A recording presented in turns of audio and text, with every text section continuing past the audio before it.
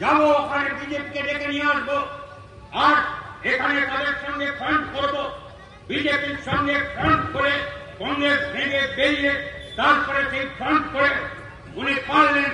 BJP সরকার হলো যখন তার রেলমন্ত্রী হয়েছিলেন, তারপরে আবার কি হলো মাঝখানে ছেড়ে, তারপরে শেষে হাতে ময়লা কয়লা দপ্তর কিছুদিন করেছিলেন, তারপরে আবার মাঝখানে কংগ্রেসে গেছিলেন, আবার বিজেপিতে গেছেন। কতবার যা আশা করেছে তার কোনো ঠিক নেই। আর জ্যোতিবাবু বলতেন সেই জন্য আপনার সবচেয়ে বড় অপরাধ হচ্ছে যে আপনি বাংলায় এইখানটায় আপনি বিজেপিকে রেখে নিয়ে এই পার্টি। বিজেপি তো বিজেপি নয়, বিজেপি পার্টির নাম সেদিনকার ব্যাপার।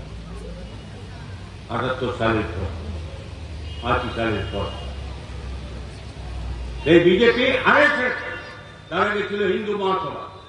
আমি সেসব বিবরণী যাচ্ছি না। জনসংঘ, এইসব ছিল নাম তাদের।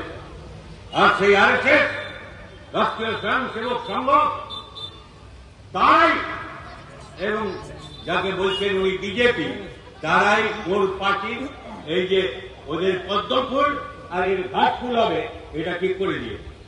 ওর পার্টি রেজিস্ট্রেশন করেছে, তৃণমূল কংগ্রেস নাম ওরা ঠিক করে দিয়েছিল।